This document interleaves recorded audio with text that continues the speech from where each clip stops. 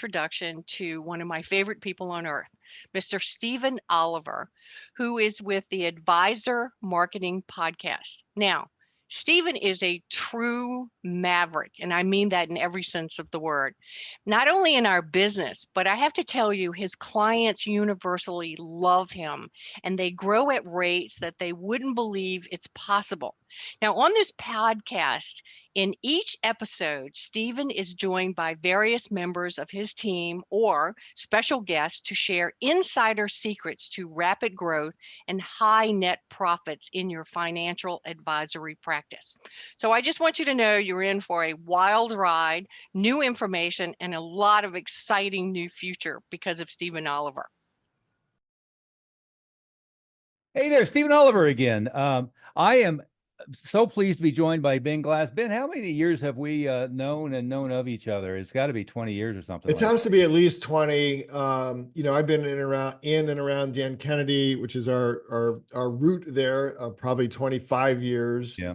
And so, yeah, although I don't know that we've ever actually met, we probably have been at events together, seen each other on stage from time to time in that world, and have many, many mutual friends. I just had a bunch of Kennedy lifers were in about 3 weeks ago, doing a little masterminding here in our offices. People you would. Yeah, who were some of those, if you don't mind? So Donna Kretsch was here. Scott Whitaker was here. Brian Kurtz is in the group. He wasn't here this time. Michael Gugliaro comes. He wasn't here this time, but he's in that group. So it's a I call it Galt's Gulch, like entrepreneurs who've escaped every once in a while to get together just to it's interesting in these groups, Stephen, because it's a place where you can brag. You can legitimately share your wins, which you can't often do out in the real sort of society. But everybody has flaws. Everybody has something they could get better at. Sure. So it's a place where you can actually be very vulnerable and get resources, get learning, sometimes just get inspiration, or sometimes, as you know, Stephen, just get someone to push you. Oh yeah. You in the butt a little bit. Yeah. In that world, and we're here to talk about your new book, so we won't stray far from that. But yeah, I had plugged into Dan's stuff way back when it was before he sold the newsletter to Bill Glazier. And then I was in one of his groups, and I was in that original platinum group with Bill Glazier, and so many people came through. Frank Kern was in there for a little bit. Corey Rudel, who's the dentist? So there's a number of them. I know who you're talking about, and even Russell Brunson. I don't know if you were in the group same time he was, but he was. Yeah, I wasn't. Came through that group. Yeah. But there was quite a storied group. But anyway, you have done the newest iteration of No BS Time Management for Entrepreneurs with Dan Kennedy. The previous iterations, this one was just published a week ago? A couple of weeks ago now. We broke Amazon the first day. They ran out of books, but I think they've fixed that now. I love it. That's always a good sign. But let's talk about that. Now your background. Why don't you give everybody a little bit of your background? We're talking predominantly to financial advisors, but I can't imagine what we would share here that wouldn't be as directly applicable to them as it would be for an attorney or for 100%. Yeah. So by trade and profession, I'm an attorney. I crossed over. It'll be 41 years this October that I've been practicing. About 20 years ago, I started a company to teach solo and small firm attorneys how to build better businesses. It started as how to advertise better. Turns out once you fix that, you create other problems. I'm a dad to 9. I'm a CrossFitter and a high school soccer referee. And really, the reason that Dan reached out, because he knew because I told him before, like, my life was changed by the first edition of No BS Time Management, as we started to do some things that lawyers were not typically doing, and we can talk about that, which really helped revolutionize my life, which is what we're really talking about. Because it doesn't matter whether you're a financial planner, a lawyer, whatever. Like, we're talking about the life. Like, you have one life to live. It's not work-life balance. It's life. We have to work because we have to make money to live and to enjoy things. And then literally, Stephen, about a year ago, Dan faxed me because that's the way he communicates, and says, "Would you be interested in co-authoring and helping me out with the fourth edition?"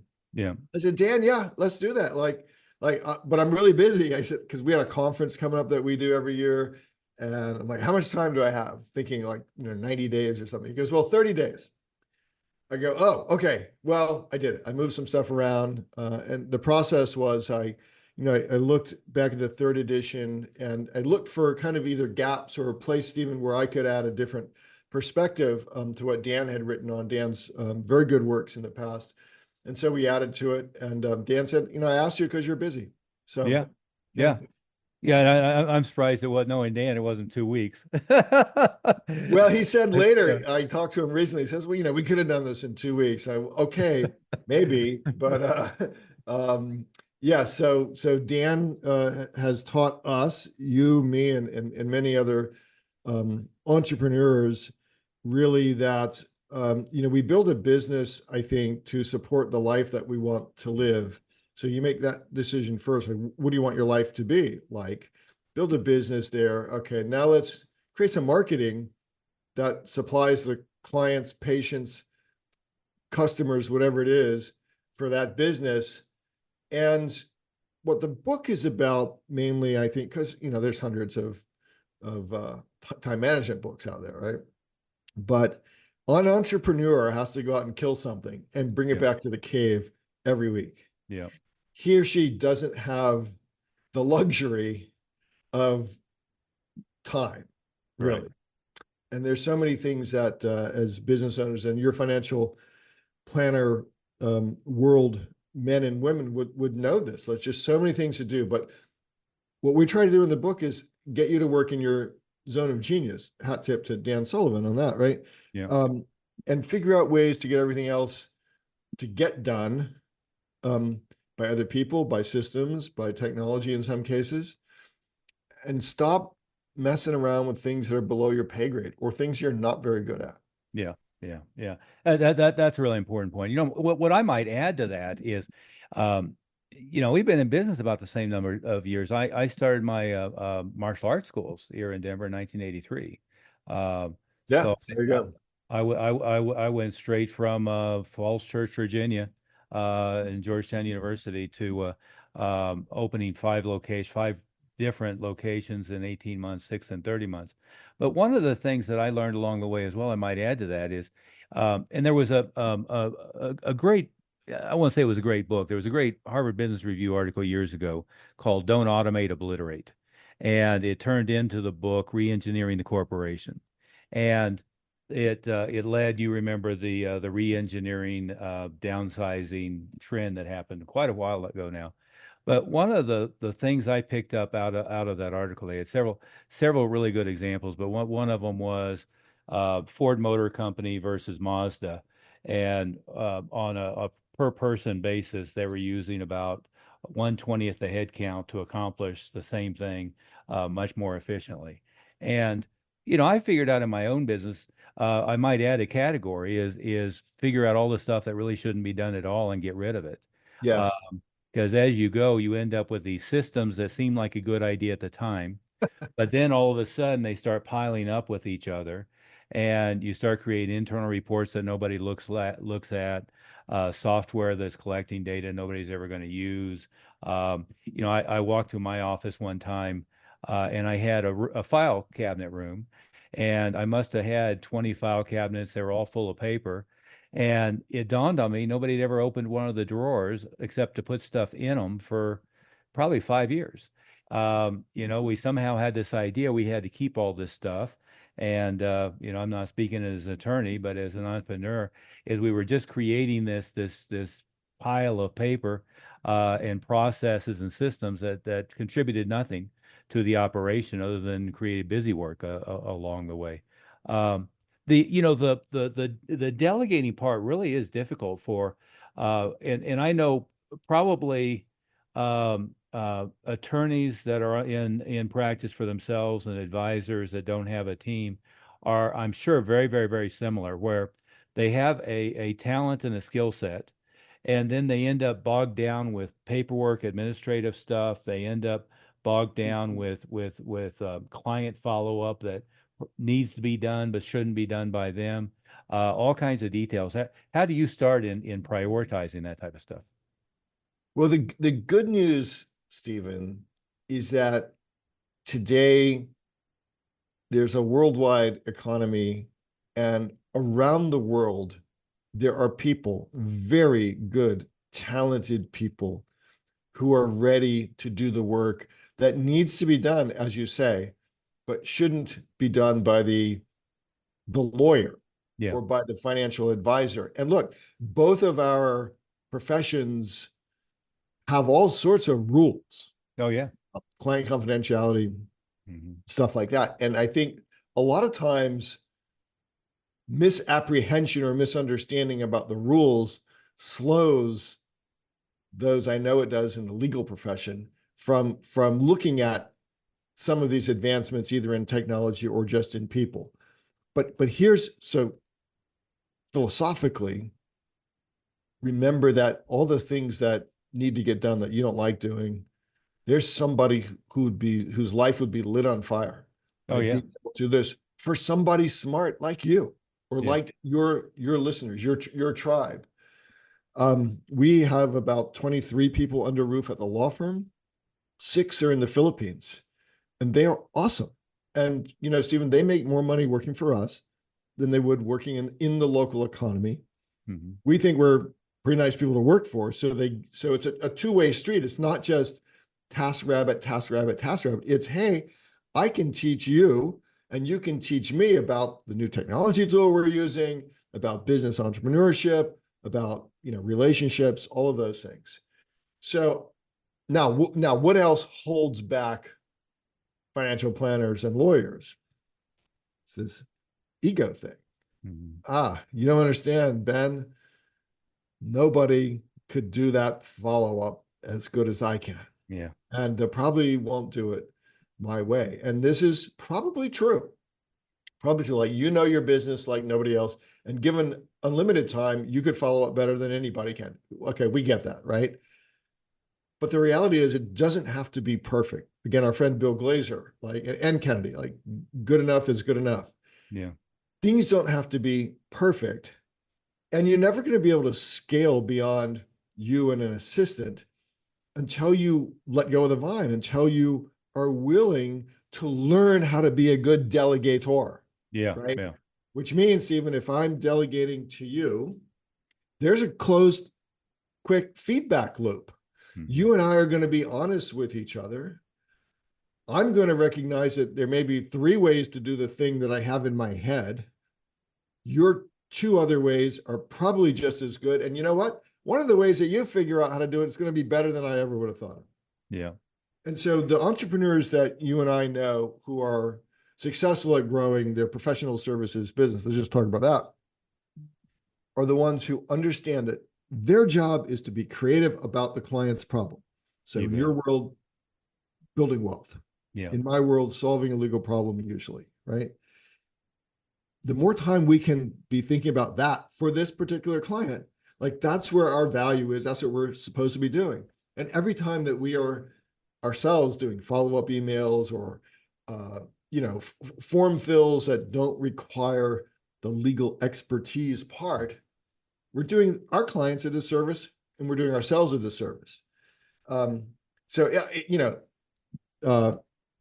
Strategies in the book are no good until you have a mind growth attitude that says, I'm not the only one that can do all of the moving parts.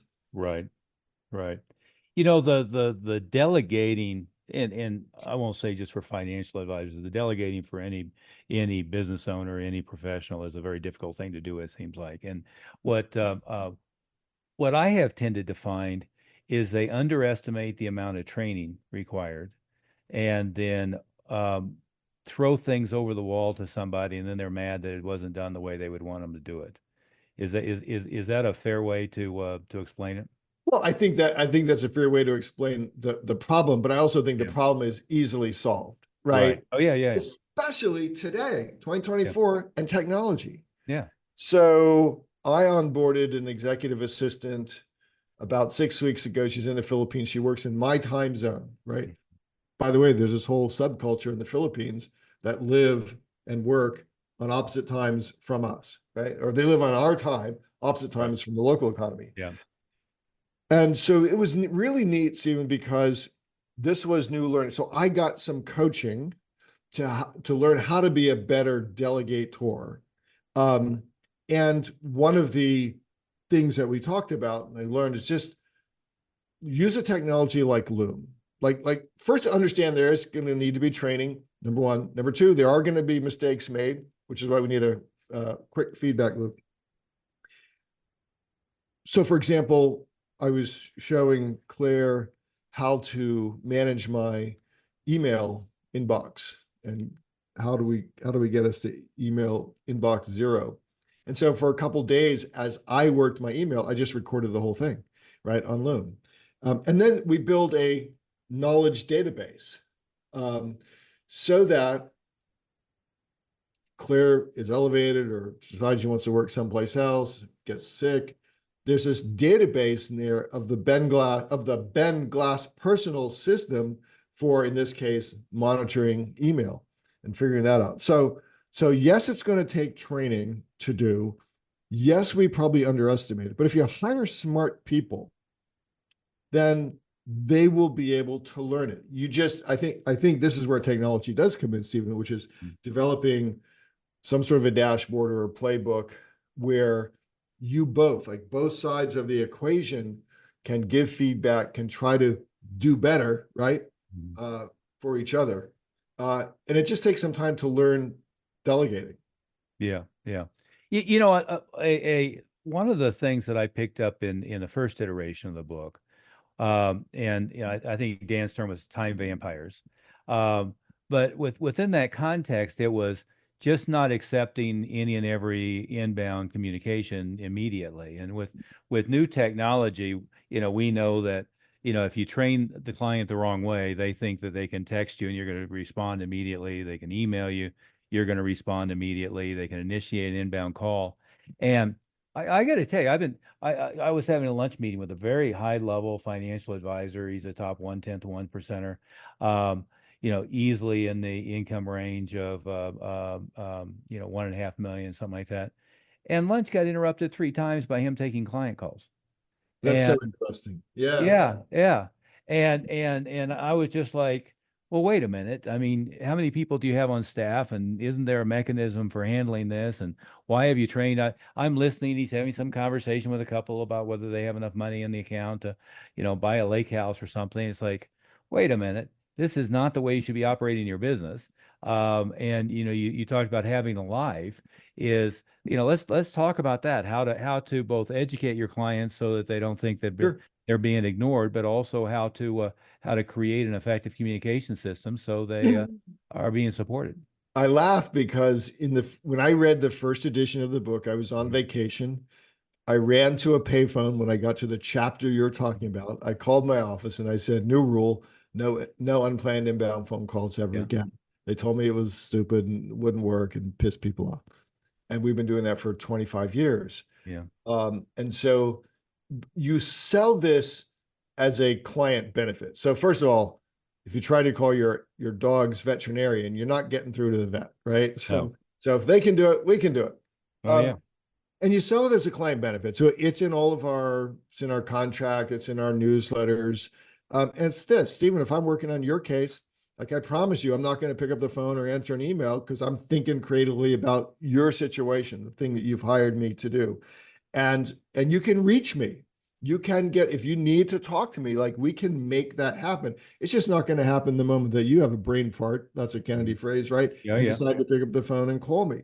And Stephen, when you're calling and you want to find out if there's enough money in the account to buy a beach house, you're going to let my team know that so that when I sit down for our appointed call, I have the data in front of me. So you're going to get an accurate answer from me. I know what questions you're going to have. So I will have thought about that a little bit. And you and I can have an efficient phone call and get things done. And that's the way I've operated forever, since the first edition of the book. So this is a client service benefit. And you simply teach them that this is how it works around here. And they all know, like if they have a high-end medical specialist, they probably don't have that person on text, right? Right.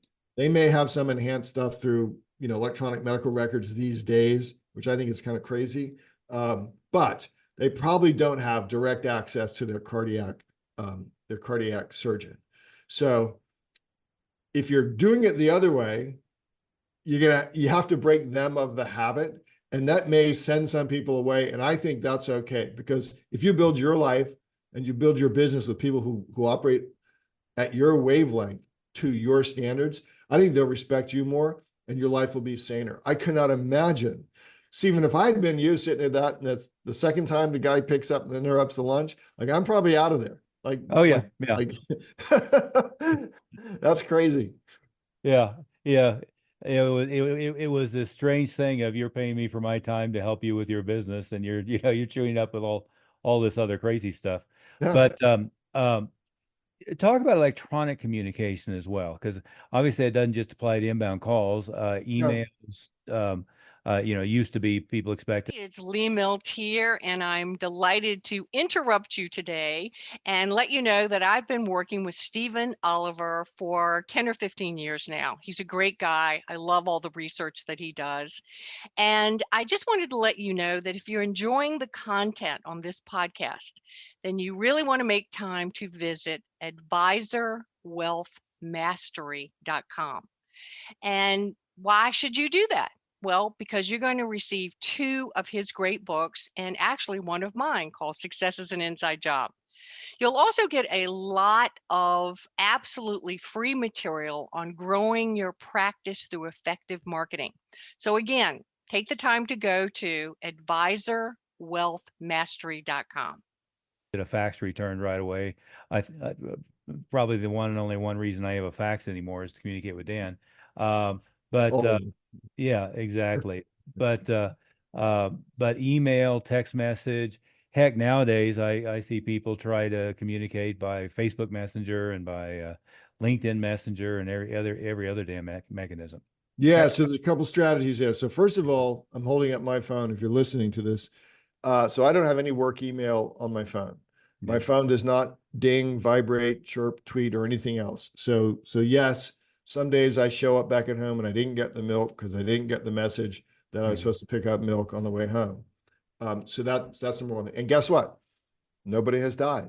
Yeah. Like nobody has died. So that's number one. Number two is, even when I get a direct client email, the return email is always from my team, right? Because I want that relationship, that process-driven, do we have the right documents relationship to be handled by my team? Because that's not my area of expertise. So that way we train people that, no, I'm not responding to emails. It doesn't come back from me at all. Again, you get what you allow, right? So if you are someone who gives out your phone number for people to text you with and text people back immediately, then you're setting a level of expectation that you're now going to have to live to. And if you just do the opposite, then you set that expectation as well. So the team is very well trained. So part of this is developing a culture where you've got a team that's trained. One of the things I do and I talk about this in the book, is when I'm having a client conversation on the phone, I'm pointing to the speakerphone here, I have team members, I invite them in, like, come listen. Like, how does Ben deal with somebody who's mad? That's rare, but it happens, right?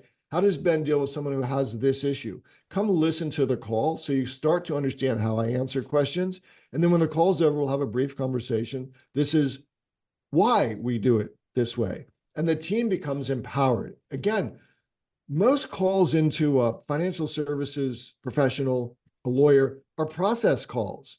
Yeah. They're not deep legal work calls, and a deep legal work call deserves its own special appointment. It just does, or else we're not doing our jobs. So those are a couple of things to do.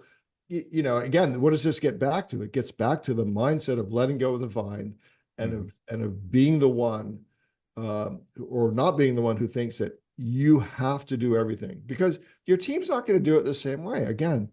And sometimes they'll make mistakes. It's not going to be fatal. It just isn't. Yeah. Yeah.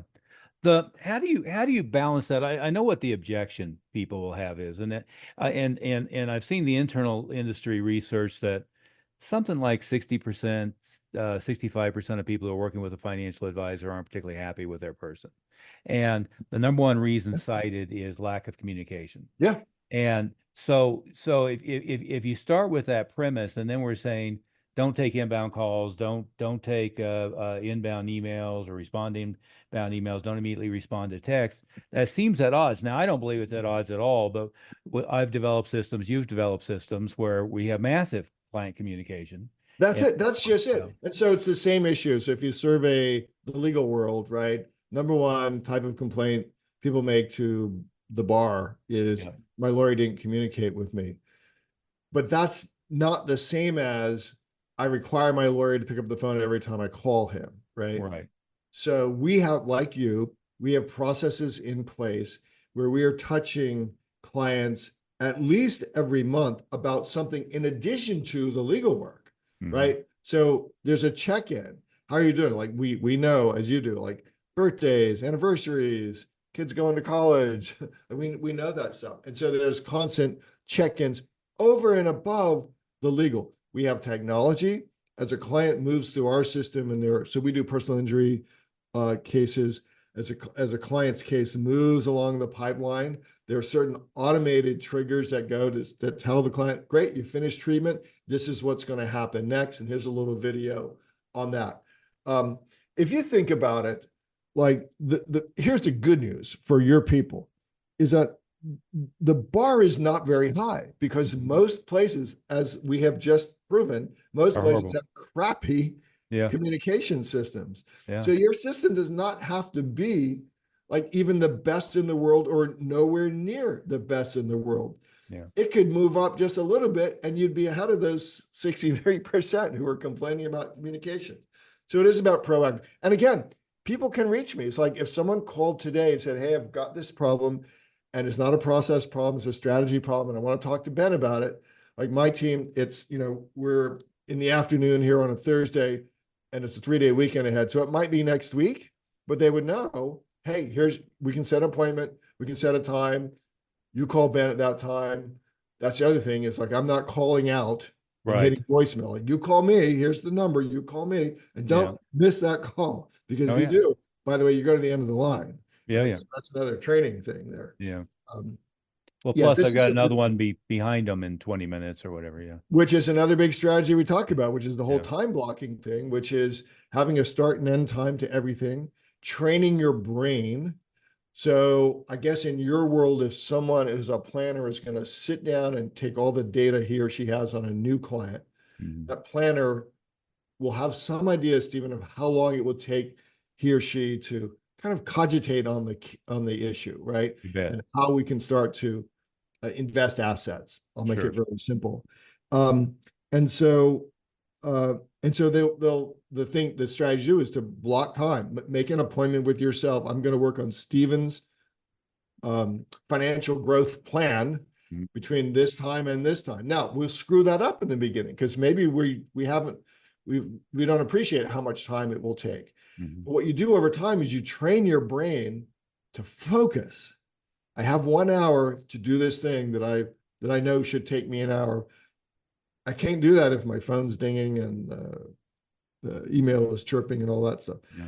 So we set appointments with ourselves to do that. And here's the other thing you learn when you set appointments with yourself for everything. So I talked about in the book, we don't have a to-do list because traditional time management, you have this to-do list. And if you don't get it done, carries over to the next day, whatever. Like, I'll write things down, but by the end of the day, things that I have to do or I'm accountable for doing have to find a place on the calendar or they have to be delegated to somebody else. This way, Stephen, I can easily see, holy crap, I've got way too much stuff. It's impossible. I have to either, what you said earlier, not do some things like it's not worth it, right?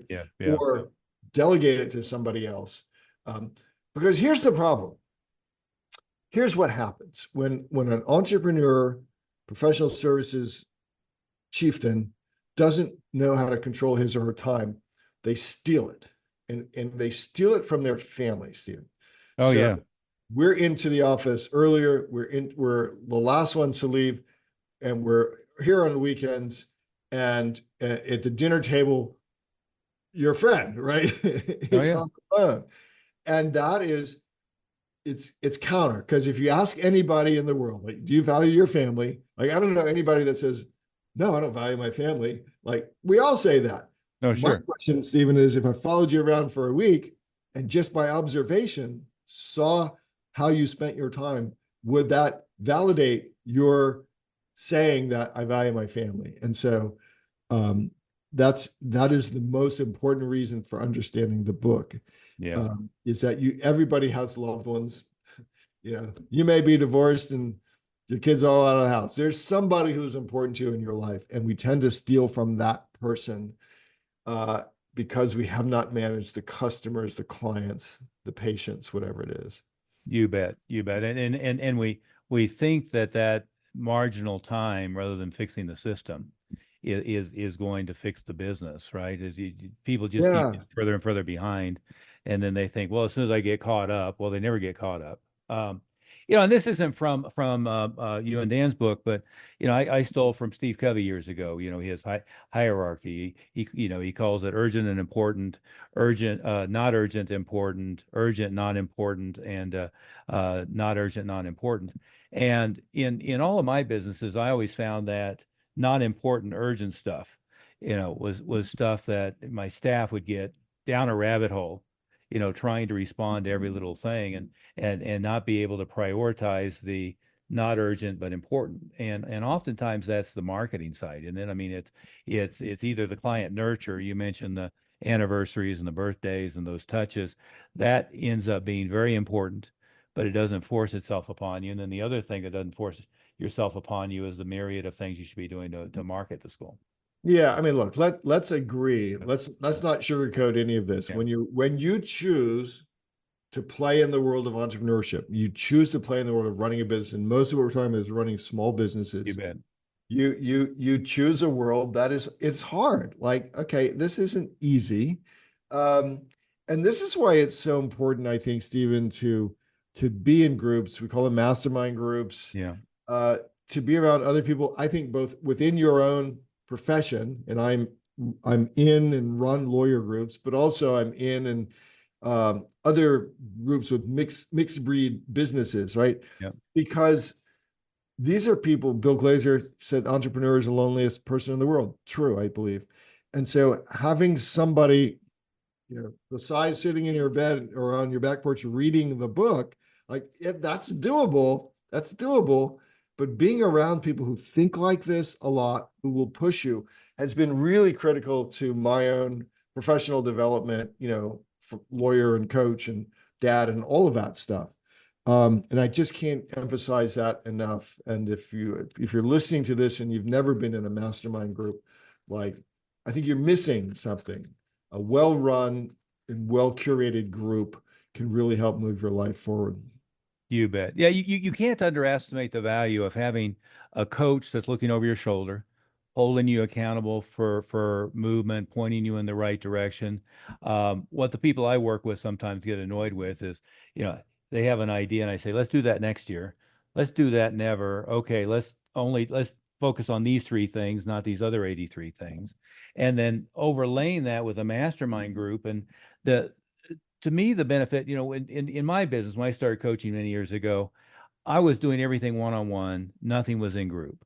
And what I found was the practices, the clients I was working with, is they were always editing what I was saying, thinking, well, you can do that because, you can do that Yeah. because where you're at, you can do that because you're across of Tony Robbins and Zig Ziglar or Tom Hopkins or whatever. They always had this excuse in their mind.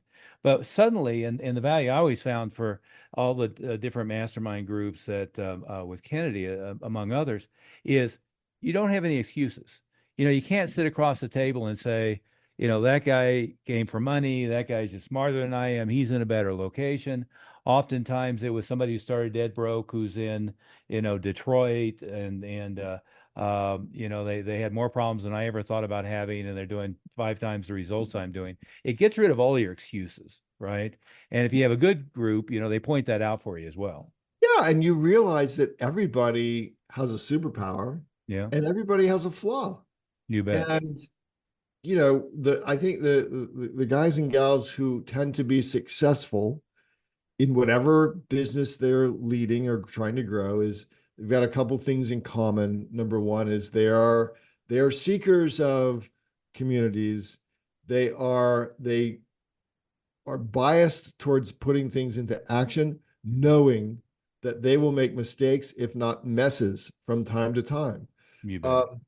And it just there's a chapter in the book, in the No BS Time Management book, I wrote about the art of making decisions, and I contrast the way I make decisions and the way my lovely wife makes decisions. Like let's choose and go, choose and go, choose and go. We can fix later. Yeah. And she tends to be more, I need to know every detail before we can actually decide. And I think, entrepreneurs have to be willing to put balls in play, see where they bounce, and then respond and hit it back over the net. You bet. You bet. Yeah, that's such an important point. You can easily end up, especially somebody with a background as a attorney, as a financial planner, with any of these kind of backgrounds, you can get into analysis paralysis and just not take action. And that's so detrimental to making any forward movement, isn't it? I think so. And the other thing is, you mentioned having a coach, having someone who can say, that's a good idea, let's push. Here's 5 good ideas, but really, literally, there's time to do one. Let's do one idea this quarter really well, and we'll come back and look at the other 4 later and see, are they still a good idea or not? You bet. You bet. Hey, and I want to be respectful of your time, Ben. If you have a few more minutes, we'll do a few more. There's been great content. I want to make sure we don't miss the point that everybody gets. No BS Time Management for Entrepreneurs is your new co-authored book with Dan Kennedy.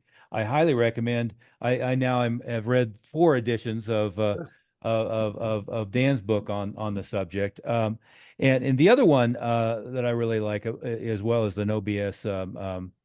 What is it? Management, No BS. Ruthless Management of People and Profits. There you go. You go.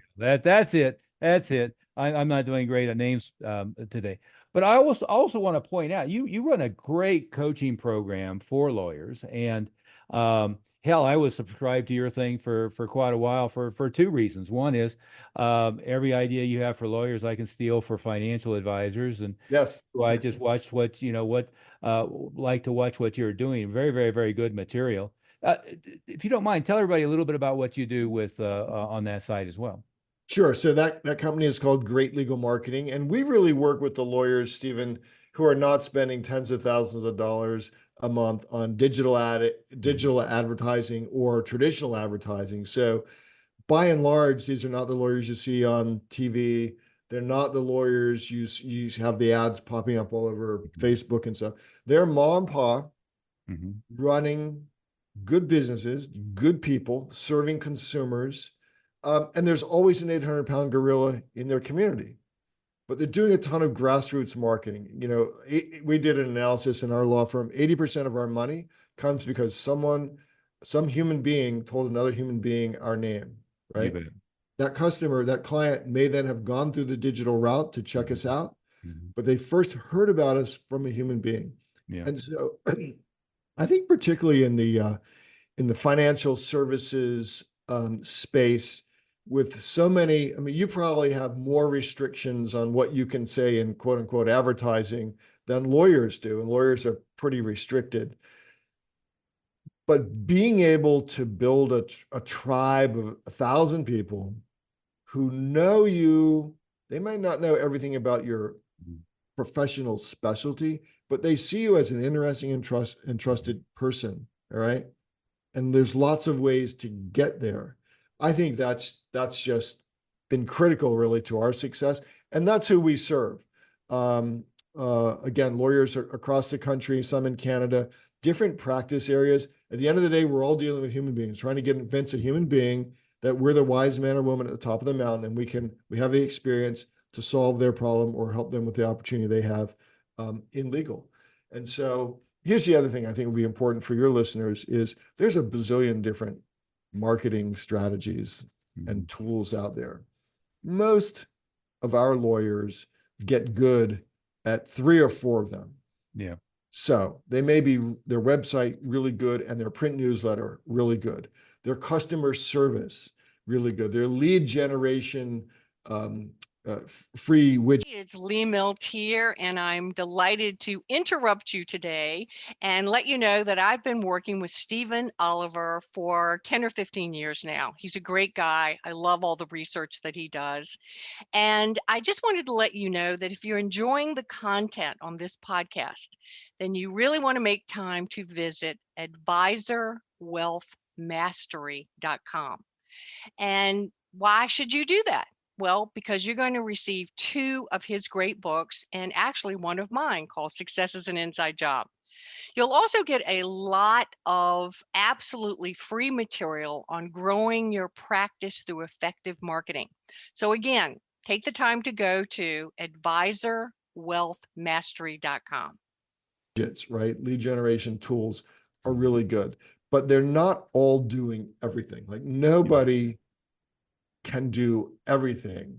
And most of our lawyers, including our firm, like we're not big enough to try to be the biggest spender in the market. That's not where we want to play. So my words of encouragement to your folks are, you absolutely can do this, right? There's someone in your legal services world who has tread this road before. You, Stephen Oliver, know most of them, right? And listening to someone like Stephen who can just say, I've seen this before. I know someone who's been in your position before. And here's what you do next. Because this is what you and I are really good at. Yeah. What's the next place to go spend an hour or spend $1 with our practice building?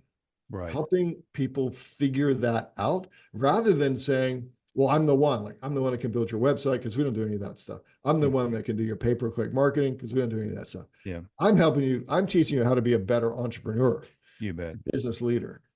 You bet. That's a long answer to your question, but I think that's what you and I both do with our members. Well, and an observation of watching you in action. But I mean, the book I wrote on advisor marketing, there's a whole couple chapters on this, is you stand out as unique. Yeah. Is, your social media presence, you're out there on the soccer field. You recently had open heart surgery and hopefully the recovery is coming. Well, I tremendous. missed and not asking about that. But we could talk about it because here's the important thing about that. So with 0 symptoms, I was diagnosed with pretty significant disease and had triple bypass surgery. But I decided the night before surgery, I was going to have the best recovery ever, right? And the fastest recovery ever. And so there was decision-making and mindset around that. Yeah. But the where I was going with that is, number one, you come across as a unique human being. Even your conversations about, your elevator pitch, and I talk about being a soccer coach and my kids and so forth. What I keep trying to get advisors to do, and I'll freely admit I stole this from Tim Ferriss's book years ago, but I think of all of them as kind of the guys at the Oak Desk and the JCPenney suit who are trying to have a sameness contest. And they almost are loath to share any personal details about their life. The ones that I find interesting are the guys the guy just loves fly fishing, and it's on his website, and he does a blog on that, and he talks about that. The guy who's into collecting Porsches, the person who's deeply into charitable outreach with one specific group of people.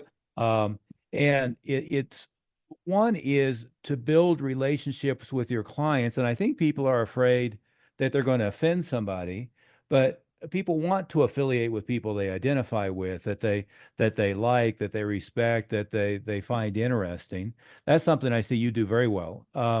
The other thing, and correct me if I misstate any of this stuff, the other thing I see that you do very well is you're communicating with your clients regularly in all kinds of different formats, right?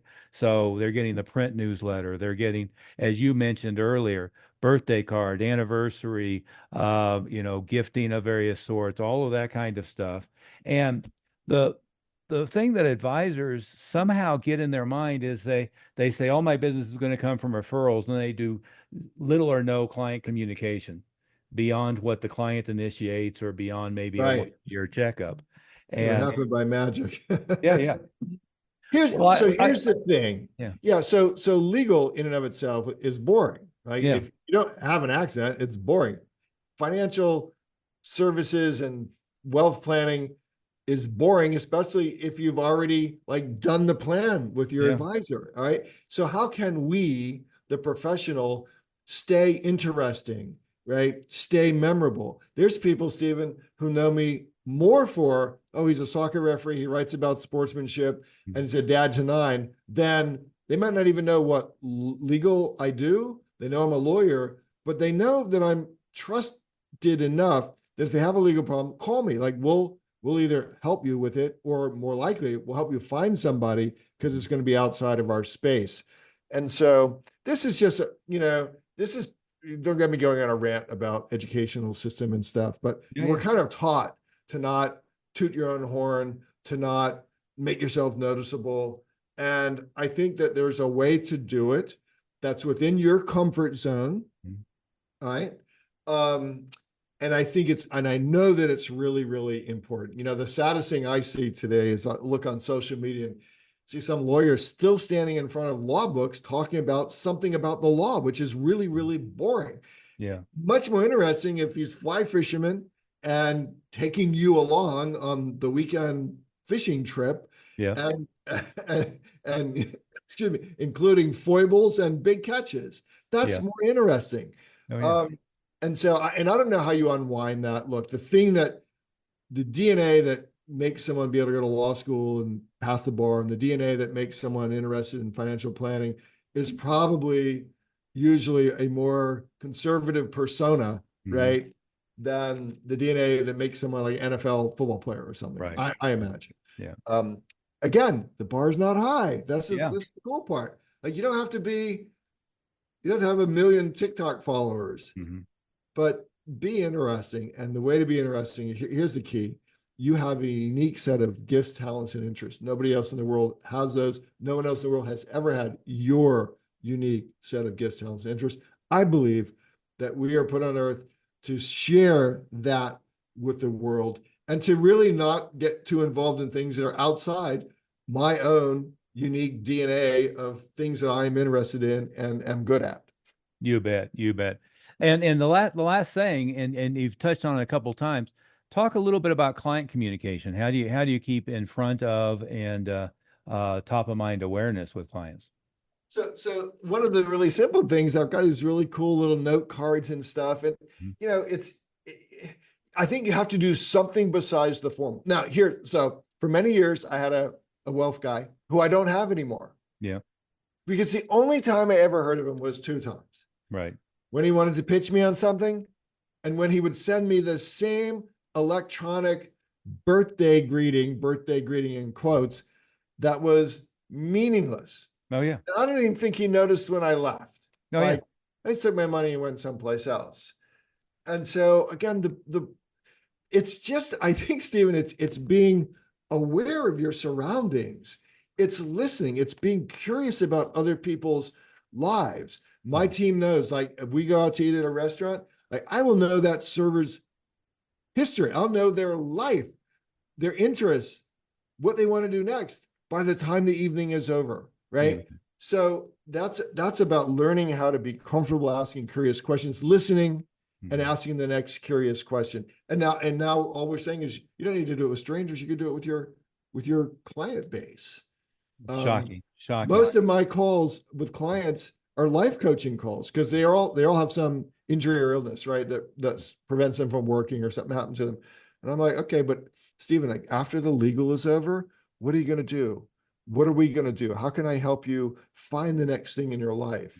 And for many of them, Stephen, sadly, No one has ever spoken to them like that before. You bet. So don't be shy about this, guys Yeah. and gals who are listening. You have a gift for the world. You have wisdom. You have some experience. Like, just take some risks and ask some curious questions. Mhm. Your day will be more fun. I tell you that, because my day is more fun, because I have conversations like we've had for an hour. Like, Oh yeah. I have these a lot. Yeah. And even if it's if you wanted to look at it purely the self-interested side of it, if you just looked at that, I just had a lunch meeting with a couple of advisors, and one of them kept talking about his top 50 clients and all the great things about his top 50 clients. I said, well, let's take out the list. What do you know about this one? Well, their depth of knowledge on any of the people that he considered to be top people was paper thin. Yeah. I said, well, what we need to do is we need to know, what organizations are they involved with? What charities are they involved with? Do they have kids? What are their kids doing? What are their key interests? What organizations are they involved with? If you know that about your clients, all of a sudden you find, in my case over the years, Yeah. I had, the HR director for the number one employer in the state. I had the CFO for the Denver Broncos. I had the marketing director for the Denver Nuggets. I had the president of one of the banks. I had the top-rated newscaster in the state. I had the top-rated radio show host. And if I didn't go through that, and those all turned in, I had the president of a $780 million electronics chain. Well, there's all kinds of opportunities that we can do back and forth, things that they can teach me, things that we can do together, things that are opportunities for them. But if I never ask and get to the root of all that stuff, and again, as far as communication, if they get a note, congratulations on the fundraising for the event they just did, handwritten note, Yep. no amount of using email. I mean, people are so fixated on CRM systems, and I agree. If I get a happy birthday from Wells Fargo Bank by email, I don't have any warm and fuzzy about that at Right. all. Right? Right. I have a friend in Ann Arbor. Every year he sends me a handwritten birthday card. Well, that stands out because I know that he actually thought of me. It wasn't some automated system, and having all those communication systems and knowledge of clients is so important. Well, I know we got to run, but Ben, this has been great. I encourage fun, everybody to do two things. Number one, they should definitely get your book, The No BS Time Management for Entrepreneur.